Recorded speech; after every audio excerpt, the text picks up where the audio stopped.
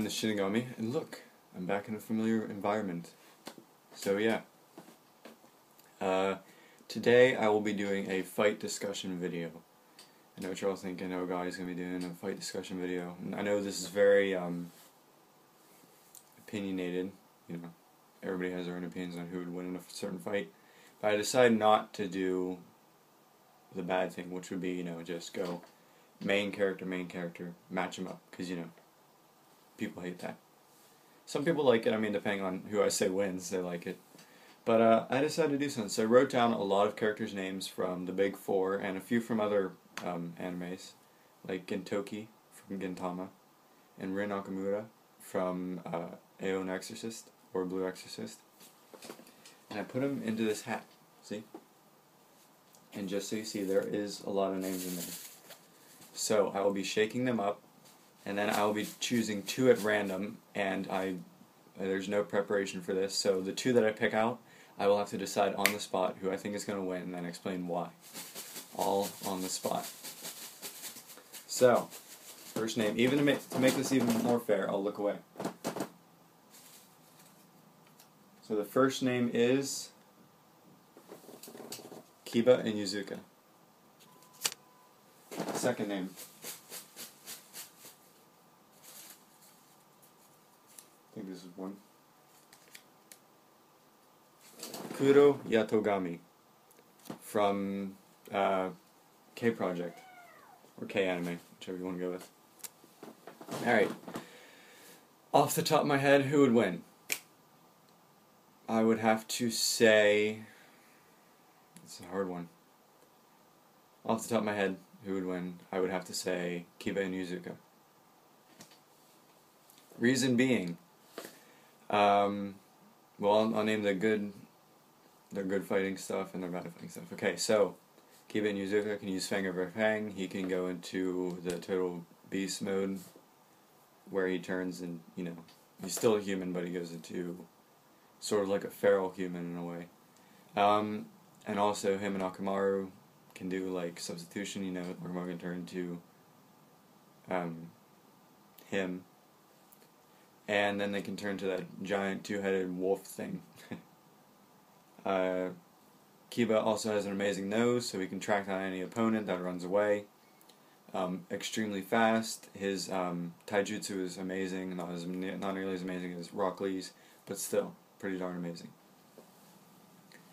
Kuroh Yatogami, an amazing swordsman, amazing hand-to-hand specialist.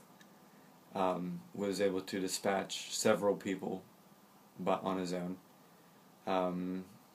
He has that extending arm that he can use. Thanks to joining the Silver King's ranks as one of his people, he can now use a defying gravity thing, so he can defy gravity or whatever. So the reason I think Kiba Inuzuka would win is because, you know, although Kuroh Yatogami is amazing in taijutsu, Kuroh Yatogami is amazing in hand-to-hand combat and swordsmanship. Kiba Inuzuka is very resourceful. I mean, he is blind, he just goes right in there and attacks. But his Fang over Fang is not something that Kuroh would be able to, you know, stop.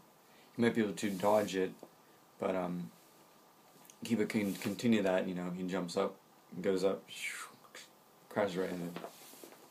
So, yeah. Would I think it'd be a very long fight, or would I think it'd be a short fight? I think it would be a relatively long fight, because I do believe these two are evenly matched. That's why it's so hard to decide in the beginning. It's just like, oh god.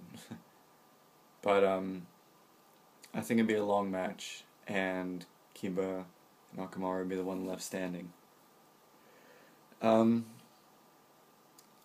For future battles certain characters come with accompanying characters, like Kiba and Akamaru, Lucy and her celestial spirits. But as far as like Zabuza, who Haku assists Zabuza, I wouldn't include Haku. It would be solely Zabuza. I mean, they are kind of a pair, but it's not the same, whereas Lucy has formed contracts with, celestial spirits, and Kiba and Akamaru are just, sort of one and the same. So those count, as one character in a way, whereas Zabuza and Haku would not count. I wouldn't count those two together, Okay. So yeah, that's who I think would win, and be sure to check out more. I have plenty of names in the hats. Oh, and as I will be watching more anime and manga, and as the series progresses and new characters come out, I'll be adding their name to here. And then, I'll just keep pulling people out and match them, and then they'll fight, and then I'll say who wins and why. And then once I get to the end, if I get to the end, with all the characters that'll be coming out, I'll put them back in, and then they'll face off against new people. So, well, I mean, who knows, they may face off against the same person. And opinions may change. Also, keep in mind, this is very important in the fights, the characters are at their current levels. I don't care if they were once more powerful than they are now. This is where they are at right now. This is what I'm comparing. So, say I do a future fight between Ichigo and Naruto, I will be comparing, I don't know, it might have it, it might not. But just for explanation purposes, Ichigo did achieve Mugetsu, which was pretty darn powerful, but I would not be comparing Mugetsu to Naruto's Kyuubi mode, or Bija mode, whatever you call it. It would be Ichigo as he is right now in the manga, and Naruto right now as he is in the manga.